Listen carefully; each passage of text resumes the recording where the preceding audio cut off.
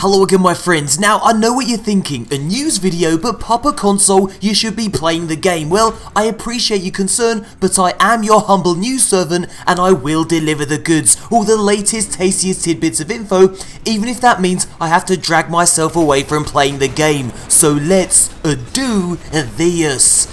And then I can get back to shooting stuff with this awesome tank. First up, DLC news. Now it's been officially confirmed that the first expansion will drop in December, 3 months after the launch of Destiny 2, and thanks to the Xbox Store, we now know a lot more. Expansion 2 will be called Curse of Osiris. Here's how it's described.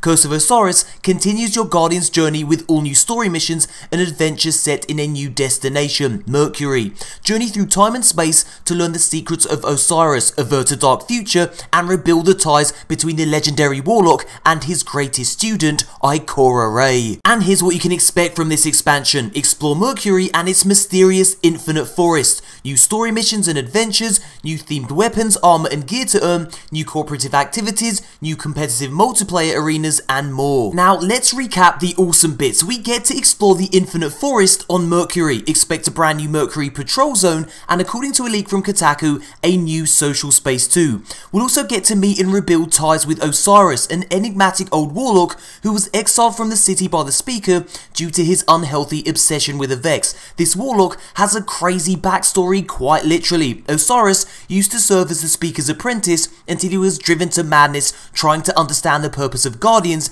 and the true nature of darkness. But here's what really stood out for me. We will journey through time and space to learn the secrets of Osiris. So yeah, time travel is now a thing, and I mean, why not? After all, we've slain gods, so why not mess about with the fabric of time itself? I can't wait to see how Bungie tells this story. Next up, Bungie's latest weekly update, which has some very interesting info about the upcoming raid, Trials of the Nine, XUR, and shaders. So then, Bungie included a schedule for the content you can expect to play in the coming weeks. Say goodbye to any kind of life in the real world. We've got a raid to prep for, goddammit. So then in week 2, the Nightfall takes place on the Inverted Spire. The Flashpoint takes place on Nessus, and then on Wednesday 13th, the new Leviathan raid drops. Get your grind on, because you're going to need all the power you can get your hands on. On Friday 15th, we get our first taste of Trials of the Nine, what is sure to be Destiny 2's sweatiest PvP mode. The game mode is Countdown, the map is Eternity. And this is also the date that we'll get to reacquaint ourselves with XUR. You'll be able to purchase exotics from him in exchange for legendary shards. Now in week 3, the Nightfall takes place on Exodus Crash, the Flashpoint on Io,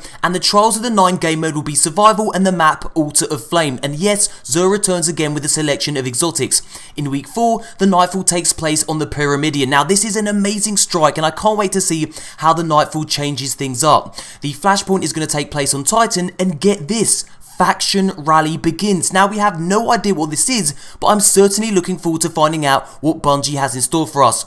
Now the Trials of the Nine game mode is going to be Survival and the map will be Emperor's Respite, and yes, once again, XUR returns with a selection of exotics. Next up, shaders. Now many players are unhappy that shaders are now consumables. In Destiny 1, once you got a shader, it could be used whenever you wanted on any armor set over and over again. There was no limit. In Destiny 2, each shader is now a one-time consumable. If you want to use a shader more than once, you'll have to earn it in-game. Here's how Luke Smith addressed this concern. When you reach level 20, shaders will drop more often. Shaders are now ongoing rewards for playing. Customization will inspire gameplay. Each planet has unique armor and shader rewards. With Destiny 2, we want people to return to activities like raids and trials to get their unique shaders. So there you go, shaders are now part of the end game grind. Happy hunting. And guys, if you want to learn how to get a brand new exotic hand cannon, as well as getting your hands on legendary and exotic engrams, plus a cheeky little look at my exotic loot haul and more besides, click this video. It's well worth a watch. Thumbs up if you enjoyed this video, subscribe for daily Destiny content, and thank you so much for watching, and as always,